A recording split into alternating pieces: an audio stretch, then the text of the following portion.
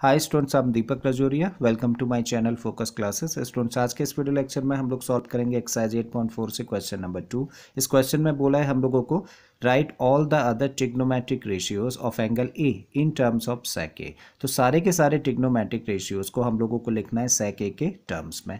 ठीक है, तो चलिए क्वेश्चन स्टार्ट करते हैं और स्टार्ट कर रहे हैं हम लोग साइन से। अब साइन को हम लोगों को सेक के टर्म्स में लिखना है, तो क्या कोई डायरेक्ट आइडेंटिटी हम लोग जानते हैं साइन और सेक के बीच में जो लिंक कर सके? नहीं है, बट एक आइडेंटिटी हम लोगों को याद आ रही है साइन और कॉस के टर्म्स में। Sign square A plus cos square ए होता है 1, और क्योंकि कॉस सेक का उल्टा होता है तो यहाँ से हम लोग एक कनेक्शन निकाल सकते हैं ना। ठीक है, तो हम लोग क्वेश्चन को कहाँ से स्टार्ट कर रहे हैं? इसी आइडेंटिटी से स्टार्ट कर रहे हैं, right. We know that sine square A plus cos square A कितना होता है? 1 होता है। और हम लोगों को अभी किसकी वैल्यू निकालनी है? साइन ए की निकालनी है सेक ए के टर्म्स में। जब साइन ए की वैल्यू निकालनी है तो इसको तो इधर ही रखो और इसको ट्रांसपोज कर दो, तब इसको लिख सकते हैं हम लोग sine square A equal to 1 minus, transpose किया जाएगा तो माइनस में आएगा, तो 1 minus cos square A. Further इसको लिख सकते हैं 1 ऐसे ही लिखा, माइनस का साइन लगा दीजिए। कॉस स्क्वायर ए की जगह पे क्या लिख सकते हैं? सेक ए के टर्म्स में इसको चेंज कर देते हैं। कॉस ए होता है 1 अपॉन साइन सेक ए, तो कॉस स्क्वायर ए कितना होगा? 1 अपॉन सेक स्क्वायर ए।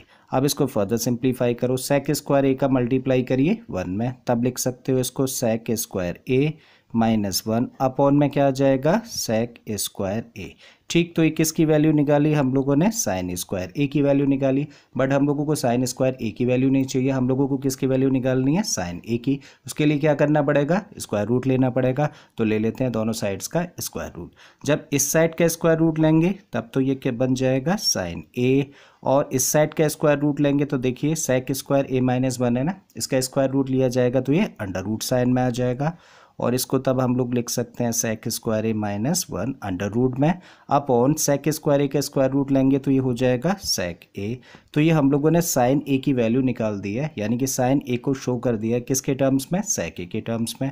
तो ये आ जाता है हम लोगों का पहला आंसर। ठीक है, अब आते हैं नेक्स्ट ट्रिग्नोमेट्रिक रेशियो पर, जो कि क्या है? कॉस। नाउ कॉस ए, तो ये तो बड़ा आसान है, कॉस ए को चेंज करना है किसके टर्म्स में? सेक के टर्म्स में। तो इसको लिख सकते हैं 1 अपॉन सेक ए।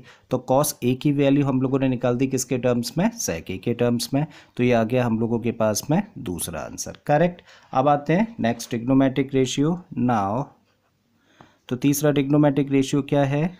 tan ए, और tan ए क्या होता है? ये होता है sign A upon cos A. ठीक, अब देखो हम लोगों के पास साइन ए की वैल्यू है यहाँ से देखिए, और कॉस ए की वैल्यू है यहाँ पर है, करेक्ट। तो क्या करें हम लोग? साइन ए और कॉस ए की वैल्यूज पुट कर देते हैं। तो रखिए साइन ए की वैल्यू कितनी है? इसकी वैल्यू है अंडर रूट में sec square A minus 1 upon sec A, correct, upon cos A की वैल्यू कितनी है? इसकी वैल्यू है 1 अपॉन सेक ए, सो 1 अपॉन सेक ए हम लोगों ने पुट किया। अब हम लोग देख रहे हैं यहाँ पे दो फ्रैक्शंस हैं, और दोनों ही फ्रैक्शंस के डिनोमिनेटर्स कैसे हैं? सेम है। इसका मतलब ये सेम है तो दोनों डिनोमिनेटर्स कैंसिल हो जाएंगे, तब सिर्फ क्या बचता है यहाँ से? देखो अपॉन में तो 1 है ना, तब tan ए इक्वल टू कितना निकल के आ गया? tan ए इक्वल टू सिर्फ क्या बचा हम लोगों के पास में? अंडर रूट में सेक स्क्वायर ए माइनस 1। तो हम लोगों ने tan ए की वैल्यू निकाल दी किसके टर्म्स में? सेक ए के टर्म्स में। तो ये हम लोगों का तीसरा आंसर आ जाता है। ठीक, अब अगला ट्रिग्नोमेट्रिक रेशियो क्या होता है? वो होता है कॉट ए, और कॉट ए को हम लोग लिख सकते हैं 1 अपॉन tan ए, और tan ए की वैल्यू अभी अभी हम लोगों ने फाइंड ही करी है। ठीक है, तो वैल्यू पुट कर देते हैं, तो 1 अपॉन tan ए की वैल्यू कितनी है? अंडर रूट में सेक स्क्वायर ए माइनस 1, तो इसको यहाँ पुट कर देते हैं, सो अंडर रूट में सेक स्क्वायर ए माइनस 1। तो ये किसकी वैल्यू निकाली हम लोगों ने? कॉट ए की वैल्यू निकाली सेक ए के टर्म्स में। तो इस तरीके से हम लोगों को एक आंसर और मिल जाता है।